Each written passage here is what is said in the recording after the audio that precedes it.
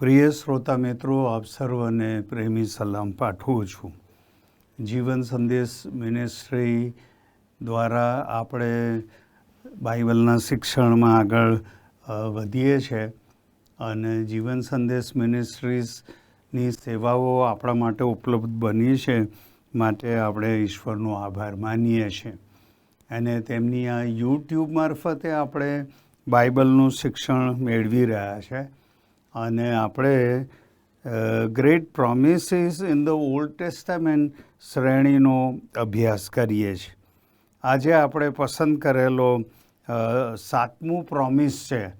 આપણા પસંદ કરેલા પ્રોમિસીસમાંથી આ 7મું પ્રોમિસનું આપણે મનન કરવાના છે અને તેનું શીર્ષક આપણે આપીએ છીએ પશ્ચાતાપિક પાપીઓ માટે દયાનું પ્રોમિસ, એવું આપણે કહીએ છીએ. હવે એ માટે આપણે જે પ્રોમિસ માટે જે કલમ પસંદ કરી છે તો નીતિ વચનોનું પુસ્તક, જીવંત વચન પવિત્ર બાઇબલમાં નીતિ વચનોનું પુસ્તક 28મો અધ્યાય અને 13મી કલમના પ્રોમિસને આપણે આધાર વચન તરીકે લઈએ છીએ.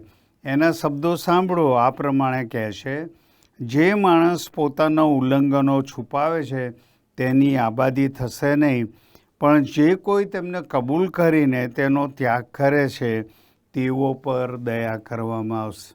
આ પ્રોમિસ આપણને આપવામાં આવ્યું છે. હવે દુનિયામાં સૌથી ખરાબ વસ્તુ પાપ છે. ભલે ને પછી કેટલાક વિદ્વાનો અને વિદ્વાનો તરીકે ઓળખાતા ફિલસૂફો, મનોવૈજ્ઞાનિકો, ઈશ્વર વેતાઓ ગમે તે વાત આ વસ્તુમાં કહેતા હોય, પરંતુ પાપ વાસ્તવિકતા છે એ આપણે સ્વીકારવી રહી અને આ સ્પષ્ટ હકીકતનો નકાર કરનાર મૂર્ખ સિવાય બીજો કોઈ નથી. અને બાઇબલ એ પ્રમાણે કહે છે કે મૂર્ખ પાપને મસ્કરીમાં ઉડાવે છે. જો તમે નીતિવચનનું પુસ્તક જ જુઓ તો ત્યાં 14મા અધ્યાયની 9મી કલમની અંદર એમ લખવામાં આવ્યું.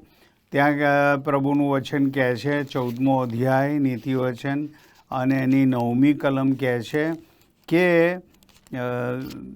14મો અધ્યાય 9મી કલમ કહે છે, મૂર્ખ પાપની મસ્કરી ઉડાવે છે. એટલે અહીં ગાડી તમે જુઓ તો કોઈ પણ સમજદાર વ્યક્તિ એમ કરશે નહીં. પાપ વાસ્તવિક છે, એ વાસ્તવિકતા આપણે સમજીએ એ અગત્યનું છે. એના 3 કારણો છે. પાપ કઠોર છે એવી એક વાસ્તવિકતા, અને 3 કારણોસર આપણે એ વાતને સમર્થન આપીએ છીએ. પ્રથમ તો અવલોકન તેમ આપણને કહે છે કે પાપ કઠોર છે.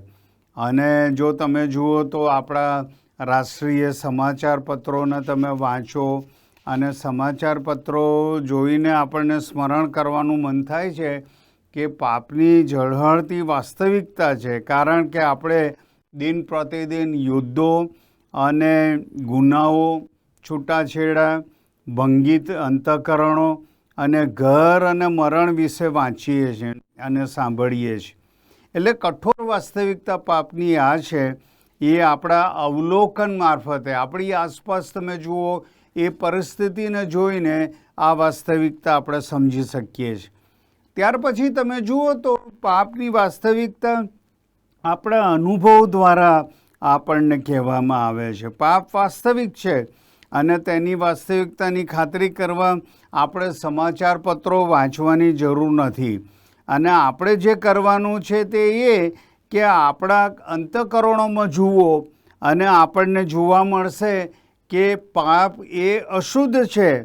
અને એથી કરીને બાઇબલના વચનો એ વાતને સમર્થન આપે છે. પવિત્ર બાઇબલ આપણને કહે છે, જીવંત વચનો પવિત્ર બાઇબલમાં યશાયા પ્રબોધકનું પુસ્તક એનો 64મો અધ્યાય અને 6ઠ્ઠી કલમ કહે છે, અમે સર્વ અશુદ્ધ તેવા થયા છે, અમારા સર્વ પૂર્ણ કર્મો એ મેલા લુગડા જેવા છે, અમે સર્વ પાંદડાની પેઠે સુકાઈ જઈએ છે અને અમારા અપરાધો વાયુની પેઠે અમને ઉડાવી દે છે. ત્યાર પછી ઘણી બધી કલમો આપણે કહી શકીએ, પણ જો ઉદાહરણ તરીકે કહીએ તો જીવંત વચન પવિત્ર બાઇબલમાં યર્મિયા પ્રબોધકનું પુસ્તક તમે જુઓ, 17મા અધ્યાયની 9મી કલમમાં એવું લખેલું છે, હૃદય સૌથી કપટી છે, તે અતિશય ભૂંડું છે, તેને કોણ જાણી શકે. એટલે પાપની કઠોર વાસ્તવિકતા અવલોકન દ્વારા આપણે જોઈએ છીએ, આપણા અનુભવ દ્વારા જોઈએ છે, અને ત્યાર પછી તમે જુઓ તો એ આપણને એ વાસ્તવિકતા દેખાડે છે. અને એ તો એ ઈશ્વરે જે કહ્યું એના શબ્દો દ્વારા આપણે જોવા માગીએ છીએ. ઈશ્વર પોતે કહે છે, પાપની જે કઠોર વાસ્તવિકતા છે એ વિશે એમણે પોતે કહ્યું છે. 2-3 કલમો તમે જુઓ. રોમનનો પત્ર 3 અધ્યાય અને 10મી કલમની અંદર એમ કહેવામાં આવ્યું છે કે જેમ શાસ્ત્રમાં લખેલું છે તે પ્રમાણે કોઈ ન્યાય નથી, એક પણ નથી, એવી વાત લખવામાં આવી. એ ઈશ્વર કહે છે.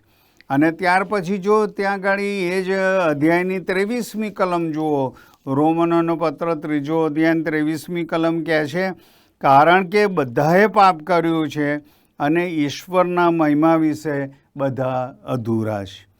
અને પછી તમે આગળ ત્યાં જુઓ તો 5મો અધ્યાય અને 12મી કલમની અંદર પણ એ વાતને સમર્થન એ રીતે આપવામાં આવ્યું છે. 5મો અધ્યાય અને 12મી કલમ કહે છે, તે માટે જેમ એક માણસથી જગમાં પાપ પ્રવેશ્યું ને પાપથી મરણ, અને બધાએ પાપ કર્યું, તેથી સર્વ માણસોમાં મરણનો પ્રસાર થયો. આ કલમોને એકબીજા સાથે સરખાવો અને તમને ખ્યાલ આવશે કે ઈશ્વર કહે છે ન્યાયી એક નથી, અને સાચા અર્થની અંદર સર્વે પાપ કર્યું છે. આપણામાંનો પ્રત્યેક જે હકીકતનો સામનો કરે છે તે આ છે. પ્રશ્ન આ આપણે પોતાને પૂછીએ છીએ, હું મારા પાપોમાંથી કઈ રીતે છુટકારો પામી શકું? આ પ્રશ્ન. અને આપણે જે ચાવીરૂપ પ્રોમિસ પસંદ કર્યું એ નીતિવચન 28મો અધ્યાય અને 13મી કલમની અંદર એ આધાર વચનની અંદર આપણને કહેવામાં આવ્યું, એમાં 2 ઉપચારો આપણને સૂચવવામાં આવ્યા છે. સૌથી પહેલી વાત તો માણસનો માર્ગ ખોટો છે અને તેથી તે નિરર્થક છે, એવી એક પહેલી વાત. અને બીજી, ઈશ્વરનો માર્ગ સાચો છે અને તેથી તે સફળ માર્ગ છે. આવી 2 વાતો આપણા પ્રોમિસની અંદર કહેવામાં આવી છે. પણ આ જ 2 મુખ્ય વાતને આપણે શીર્ષક બનાવીને આપણે થોડોક લંબાણથી વિચાર કરીએ તો પહેલી વાત, માણસ પાપમાંથી છુટકારાનો કેવો પ્રયત્ન કરે છે? આવો એક પ્રશ્ન આપણી આગળ ઉદ્ભવે. અને આપણને સ્પષ્ટ રીતે કહેવામાં આવ્યું છે ત્યાં 13મી કલમ, જે માણસ પોતાના ઉલ્લંઘનો છુપાવે છે તેની આબાદી થશે નહીં. અને માણસો પાપને ઢાંકવા દ્વારા જેવી રીતે છૂટવાનો પ્રયત્ન કરે છે. હવે તમે પ્રશ્ન પૂછી શકો કે માણસો પાપમાંથી છૂટવાના માટે શું કરે છે? અને 3 વાતો તેઓ પોતે કરી શકે એવું આપણને જોવા મળે છે. પાપને ઢાંકવા માટે માણસો 3 રીતે પ્રયત્નો કરે છે. પહેલો પ્રયત્ન, તેઓ પાપનો નકાર કરવા દ્વારા પાપને ઢાંકવાનો પ્રયત્ન કરે છે. હવે તમે જુઓ તો જીવનના ખૂબ આરંભમાં જ બાળકોએ જે બાબતો કરી છે અથવા તો નથી કરી તે વિશે જૂઠું બોલવાની તેઓ શરૂઆત કરે છે. તેઓ પોતાના પાપનો નકાર કરે છે. અને બાઇબલમાં તમે જુઓ ને તો એવા ઘણા ઉદાહરણો આપણે ટાંકી શકીએ. જીવંત વચન પવિત્ર બાઇબલમાં તમે વાંચો, ઉત્પત્તિનું પુસ્તક 4થો અધ્યાય 8 થી 10 કલમો આપણે વાંચતા નથી, પણ તમે એની નોંધ લો. ત્યાં આગળ આપણને કાઈન વિશે કહેવામાં આવ્યું કે કાઈને પોતાનું પાપ ઢાંકવાનો પ્રયત્ન કર્યો. ત્યાર પછી તમે જુઓ તો ઉત્પત્તિ 31મા અધ્યાયની અંદર તમે આવો અને 19મી કલમથી 33મી કલમ તમે તમારા બાઇબલમાં વાંચો, અને ત્યાં રાહેલે પાપનો નકાર કર્યો અને આ રીતે તેણે પાપને ઢાંકવાની આશા રાખી હતી. હવે જો નવા કરારના ઉદાહરણ તરફ આવીએ તો ઉદાહરણ તરીકે ત્યાં પણ આપણને જોવા મળે છે. જીવંત વચન પવિત્ર બાઇબલમાં પ્રેરિતોનો કૃત્ય 5મો અધ્યાય 1-11 કલમો તમે વાંચો અને તમે ત્યાં જોશો તો અનાનિયા અને સાફીરાએ મોટું પાપ કર્યું હતું અને જૂઠ કહેવા દ્વારા તેઓએ પાપને ઢાંકવાનો પ્રયત્ન કર્યો. હવે પાપનો તમે ગમે તેટલી વાર ઢાંકવા પ્રયત્ન કરો પણ તેમાંથી તમે છુટકારો પ્રાપ્ત કરી શકતા નથી. એટલે પાપને ઢાંકવા માટે લોકો પહેલી વાત શું કરે? નકાર કરવાનો પ્રયત્ન કરે. બીજું, તેઓની છટકબારી દ્વારા તેઓ પાપને ઢાંકવાનો પ્રયત્ન કરીએ. કેટલીક વખત લોકો કહે કે તેઓએ પાપ કર્યું હતું કારણ કે તેઓ માટે કોઈ વિકલ્પ નહોતો અથવા તે વિશે કંઈક બીજું કંઈક કરી શકાય એમ ન હતું અને આ તેઓને આમ કહીને તેઓ પાપને ઢાંકવાનો પ્રયત્ન કરે છે. પણ તેમ છતાંય તેઓ પાપને ઢાંકવા સમર્થ બનતા નથી. આ તો તેઓનો હિસ્સે હકીકતમાં પાપમાં અને પાપના બળમાં ફક્ત પ્રવેશ કરાવે છે અને તેઓ તે માટે પ્રબળ હોય છે. એટલે છટકબારી શોધવા દ્વારા માણસ પાપને ઢાંકવાનો પ્રયત્ન કરે. અને ત્રીજી વાત કે તેઓમાં ઘટાડો કરવા દ્વારા તેઓ પાપને ઢાંકવાનો પ્રયત્ન કરે. જો તમે કોકની સાથે પાપની વાત કરો કે તેઓએ પાપ કર્યું છે તો તેઓનો જવાબ હશે, હા મેં પાપ કર્યું છે, પરંતુ હું પેલા અન્ય માણસ જેવો નથી, અન્ય વ્યક્તિ જેવો નથી, અને એમ કહેવા દ્વારા એ પાપને ઢાંકવાનો પ્રયત્ન કરે છે. હું પેલા જેવો નથી. અને એથી કરીને આપણે જોઈએ તો એ કહેશે કે મેં કર્યું છે તો બહુ નાનું પાપ છે, પેલાએ કર્યું છે તો બહુ મોટું પાપ છે. નાનું પાપ કે મોટું પાપ એવું કહેવાનો આપણે પ્રયત્ન કરીએ પણ આખરે તો હજુય તે પાપ જ છે અને આપણે હજુય ઈશ્વરના નિયમનો ભંગ કર્યો છે, શિક્ષાને પાત્ર ઠરીએ છીએ અને એથી ઈશ્વરની દ્રષ્ટિમાં આપણે દોષિત સાબિત થઈએ છીએ. અને એથી આ રીતે માણસ પાપને ઢાંકવાનો પ્રયત્ન કરે. પણ ત્યાર પછી જો તમે વિચાર કરો તો આપણા પાપ ઢાંકવાના આપણે બધા જ પ્રયત્નો કરીએ પણ તે હજુય નિરર્થક છે. આ આધાર વચન પ્રોમિસમાં આપણને કહે છે જે માણસ પોતાના ઉલ્લંઘનો છુપાવે છે તેની આબાદી થશે નહીં. આનું એક કારણ છે કે ઈશ્વરથી સંતાઈ જવું અશક્ય છે. તેમ છતાં આપણા પાપો સંતાડવા આપણે વધારે પ્રયત્ન કરીએ છીએ.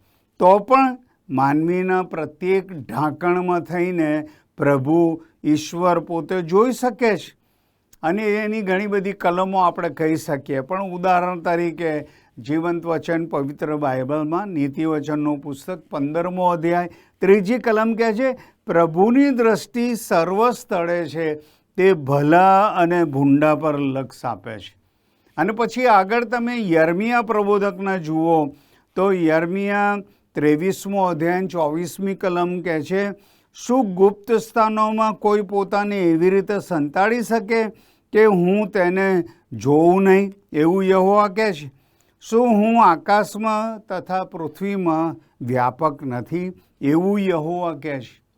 અને પછી આ જૂના કરારના પ્રકાશની અંદર તમે માથીની સુવાર્તા તમે જુઓ 26મો અધ્યાય 10મો અધ્યાય 26મી કલમ કહે છે, તે માટે તેઓથી તમે બીહોમાં, કેમ કે ઉગાડું નહીં કરાશે એવું કંઈ ઢંકાયેલું નથી ને પ્રગટ નહીં થશે એવું કંઈ ગુપ્ત નથી. અને પછી આગળ તમે વાંચો નવા કરારમાં તો હિબ્રુઓનો પત્ર 4થો અધ્યાય ને 13મી કલમમાં પણ કહે છે, તેની આગળ કોઈ શ્રુષ વસ્તુ નથી, પણ જેની સાથે આપણને કામ છે તેની દ્રષ્ટિમાં સઘળા નગ્ન તથા ઉઘાડા છે. તેમની દ્રષ્ટિમાં સઘળા માણસો પાપીઓ છે અને એવું બાઇબલ આપણને કહે છે. અને એથી એમની આગળથી આપણે કશું ગુપ્ત રાખી શકીએ તેમ નથી અને આપણા પાપને કારણે આપણે તેમની દ્રષ્ટિમાં દોષી છે, શિક્ષાને પાત્ર છે. અને એથી તમે જુઓ તો જીવંત વચન પવિત્ર બાઇબલમાં ગણનાનું પુસ્તક 32મો અધ્યાય અને 23મી કલમમાં કહે છે, નિશ્ચય જાણજો કે તમારું પાપ તમને પકડી પાડશે. અને પછી એ જ રીતે તમે આગળ વાંચો તો બીજી અનેક કલમો આપણે આપી શકીએ. અને યશાયાએ પ્રમાણે કહ્યું 53મો અધ્યાય અને 6ઠ્ઠી કલમમાં, આપણે સર્વ ગેટાની પેઠે ભટકી ગયા છે, દરેક પોતપોતાના માર્ગે વળી ગયો છે, અને યહોવાએ તેમના પર આપણા સર્વના પાપનો ભાર મૂક્યો છે. તમે જુઓ તો બાઇબલ આપણને બહુ સ્પષ્ટપણે કહે છે કે તમે ને હું, આપણે જે પાપ કર્યું છે, ઈશ્વરની નજરમાં આપણે દોષી છે, પાપી છે. અને એથી કરીને સભા શિક્ષકના પુસ્તકની અંદર આવું લખવામાં આવ્યું, 7મો અધ્યાય ને 20મી કલમ, જે સારું જ કરે છે ને પાપ કરતો જ નથી, એવો નેક માણસ નિશ્ચય પૃથ્વી પર એકે નથી.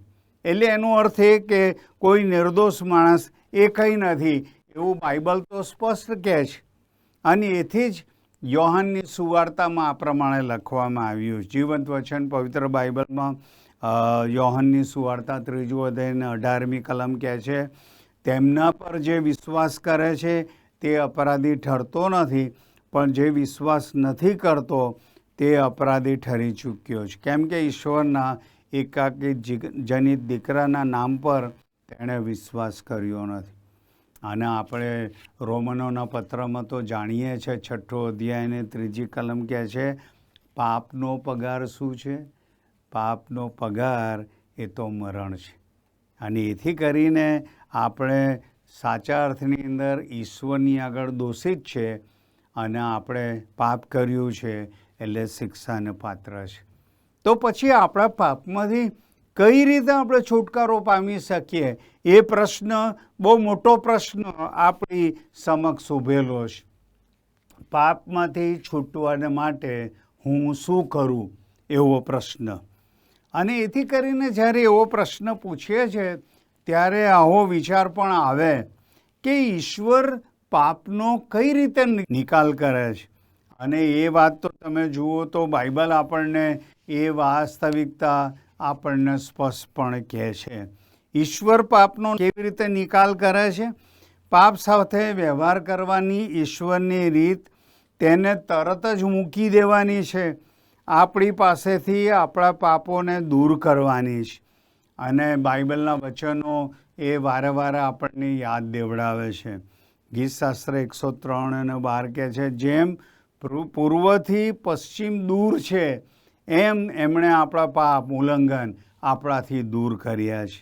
એટલે એનો અર્થ એ પાપને દૂર તે કરે છે, પૂર્વ જેટલું પશ્ચિમથી દૂર છે. ત્યાર પછી યશાયા પ્રબોધકે પણ એ પ્રમાણે કહ્યું છે, 1લો અધ્યાય અને 18મી કલમમાં, પાપી વ્યક્તિને હિમ કરતા શ્વેત કરે છે. આ ઈશ્વરની રીત છે. ઈશ્વર પાપી વ્યક્તિને હિમ કરતા શ્વેત કરે છે. અને આપણા સઘળા પાપ એમની પીઠ પાછળ નાખી દે છે, એવું યશાયા આગળ 38મા અધ્યાયની 17મી કલમમાં એ પ્રમાણે કહે છે. પ્રભુ આપણા સઘળા પાપ એમની પીઠ પાછળ નાખી દે છે. અને પછી એ જ પ્રબોધક યશાયાનું પુસ્તક 43મો અધ્યાય અને 25મી કલમ કહે છે, તે અપરાધોને ભૂંસી નાખે છે અને આપણા પાપોને સમુદ્રના ઊંડાણમાં નાખી દે છે. એવું મીખા પ્રબોધકે કીધું કે આપણા પાપનું જે પોટલું છે ને, એ ઈશ્વર સમુદ્રના ઊંડાણમાં નાખી દે છે. પાપ સાથે વ્યવહાર કરવાની ઈશ્વરની પદ્ધતિમાં અપરાધમાંથી પાપીઓને છુટકારો આપવાની, પાપના બંધનમાંથી મુક્તિ આપવાની છે. અને આમ કરવાને તે સમર્થ છે, કારણ કે ખ્રિસ્ત આપણા પાપોને માટે મરણ પામ્યા. અને એથી કોરિન્થની મંડળીને લગતા પાઉલ પ્રેરિતે એવું સ્પષ્ટ લખ્યું કે પ્રભુ ઈસુ ખ્રિસ્ત એ વધસ્તંભ પર તમારા અને મારા પાપોને માટે મરણ પામ્યા. અને જેમ યશાયા પ્રબોધકે એ પ્રમાણે કહ્યું તેમ એમણે આપણા પાપ સાથે વ્યવહાર કરવાના માટે જે વ્યવસ્થા કરી તે આ હતી જો તમે યશાયા પ્રબોધકનું પુસ્તક તમે જુઓ અને એના 53મા અધ્યાયની 5મી અને 6ઠ્ઠી કલમમાં એ વ્યવસ્થા કઈ હતી, ત્યાં કહે છે, પણ આપણા અપરાધોને લીધે તે વિંધાયો, આપણા પાપોને લીધે તે કચડાયો, આપણને શાંતિ પ્રાપ્ત કરાવવાને માટે તેને શિક્ષા થઈ ને તેના સોળથી આપણને સાજાપણું મળ્યું છે. આપણે સર્વ ઘેટાની જેમ ભટકી ગયા છે, દરેક પોતપોતાના માર્ગે વળી ગયો છે ને યહોવાએ તેમના પર આપણા સર્વ પાપનો ભાર મૂક્યો છે. અને યશાએ આ વાત કીધી, પાપને વહન કરનાર, પાપનો બોજ પ્રભુ ઈસુએ પોતા ઉપર લીધો, એમનું બલિદાન આપ્યું અને કાલ્વરી પર જે બલિદાન આપ્યું અને એથી તે પાપની શિક્ષા અને તેના સામર્થ્યથી આપણને છોડાવવાનું વચન આપે છે. અને જે કોઈ તેમને કબૂલ કરશે અને તેનો ત્યાગ કરશે તે સર્વ ઉપર દયા કરવામાં આવશે, એવું આપણા પ્રોમિસમાં લખવામાં આવ્યું છે. અને એથી કરીને ત્યાં લખે છે, જે કોઈ તેમને કબૂલ કરીને તેનો ત્યાગ કરે છે તેઓ પર દયા કરવામાં આવશે, એવું પ્રોમિસ લખવામાં આવ્યું. અને આ વિધાનમાં 3 પગથિયાઓ સૂચવવામાં આવ્યા છે. કયા 3 પગથિયા? જે આપણને પાપથી મુક્ત કરવા, અને આ કોઈ પણ વ્યક્તિએ એ 3 પગથિયાનો ઉપયોગ કરવાનો છે એવું અહીંયા દર્શાવવામાં આવ્યું છે. પહેલું પગથિયું શું છે? આપણે પોતાના પાપનો સ્વીકાર કરવાની જરૂર છે. બીજા શબ્દોમાં આપણે સ્વીકારવાની જરૂર છે કે આપણે સ્વભાવની રીતે પાપી છે. અને એ કલમો તમે જુઓ તો જીવંત વચન પવિત્ર બાઇબલમાં ગીતશાસ્ત્ર 51મા અધ્યાયની 5મી કલમમાં ગીતકર્તાએ કહ્યું, હું અન્યાયપણામાં જન્મ્યો અને મારી માએ પાપમાં ગર્ભ ધર્યો હતો. એટલે આપણા સ્વભાવની રીતે આપણે પાપી છે. પછી તમે જુઓ તો આચરણની રીતે આપણે પાપી છે. અને જેમ રોમનોનો પત્ર 3 અધ્યાય 23મી કલમમાં લખવામાં આવ્યું, સગળાએ પાપ કર્યું છે. હવે તમે જુઓ તો આ જે પાપનો સ્વીકાર કરવાની રીત બતાવવાને માટે હું એ શબ્દોને ટાંકવા માગું છું. દાઉદ રાજાના શબ્દોને ટાંકીએ કે જ્યારે આપણે પ્રભુ પાસે આવીએ, એમની પાસે આવવાની જરૂર છે. અને એથી 51મા ગીતની 4થી કલમમાં કહે છે, તારી જ વિરુદ્ધ મેં પાપ કર્યું છે અને જે તારી દ્રષ્ટિમાં ભૂંડું છે તે મેં કર્યું છે. હવે એ જો કબૂલાત, એટલે આપણે એ પાપનો સ્વીકાર કરતા ગીતકર્તાએ આ પ્રમાણે લખ્યું. હવે એ પાપનો સ્વીકાર કરતા પિત્તર શું લખે છે? પિત્તર કહે છે, લૂકની સુવાર્તા 5મો અધ્યાય 8મી કલમ, ઓ પ્રભુ મારી પાસેથી જા, કારણ કે હું પાપી માણસ છું. અને પછી જો તમે ઉડાઉ દીકરાની પાસે આવો તો ત્યાં લૂક 15 અને 21માં એણે આ શબ્દો કીધા, મેં આકાશ સામે તથા તારી આગળ પાપ કર્યું છે. એટલે આ પાપની જે કબૂલાત છે એ પ્રામાણિક હોવી એ જરૂરી છે અને તે સાચા પશ્ચાતાપ માટે ખૂબ જરૂરી છે. હવે તમે જુઓ તો ગીતશાસ્ત્ર 51મો અધ્યાય 1થી 12 કલમો તમે વાંચો. અને અહીંયા અત્યારે આપણે એ વાંચવાનો સમય લેતા નથી, પરંતુ તમારા બાઇબલમાં તમે વાંચો. પહેલું પગથિયું શું છે પાપમાંથી છૂટવા માટે? આપણે પાપનો સ્વીકાર કરવાની જરૂર છે. બીજું પગથિયું આ છે, આપણે પોતાના પાપ કબૂલ કરવાની જરૂર છે. હવે આ પાપના સ્વીકાર કરતાં કંઈક વધારે છે, કારણ કે કબૂલાતમાં ઈશ્વર સમક્ષ આપણે ભૂંડા કાર્યોને કારણે નામ લઈને ઓળખાવાનું સામેલ છે. જો આપણે અન્યોની વિરુદ્ધ પાપ કર્યું છે તો અન્યો સમક્ષ કબૂલાત કરવામાં આપણે સામેલ કરીએ છીએ. અને આ સમજવાના માટે 2 કલમો તમે જોજો અને એનો અભ્યાસ કરજો. 1 યોહાન 1 અધ્યાય અને 9મી કલમ કહે છે, જો આપણા પાપ કબૂલ કરીએ તો તે માફ કરવાને અને આપણને સર્વને અન્યાયથી શુદ્ધ કરવાને ઈશ્વર વિશ્વાસુ અને ન્યાયી છે. અને ત્યાર પછી બીજી કલમ તમે અભ્યાસ કરો, એ યાકૂબનો પત્ર 5મો અધ્યાય અને 16મી કલમ કહે છે, તમે નિરોગી થાઓ માટે તમારા પાપ એકબીજાની આગળ કબૂલ કરો, એકબીજાને સારું પ્રાર્થના કરો. પણ આ બધી વાતોમાં નોંધનીય શું છે? કબૂલાત કેટલીક વખત વળતરની માગણી કરે છે. અને એ તમે જુઓ તો લુકની સુવાર્તાના 19મા અધ્યાયની 8મી કલમમાં એ જાકીએ જ્યારે એ કબૂલાત કરી ત્યારે કહે છે, મેં જે લોકોનું અન્યાયથી પડાવી લીધું છે એમને 4 ગણું હું પાછું આપીશ. અને એ કબૂલાતની અંદર એ વાસ્તવિકતા આપણને જોવા મળે છે.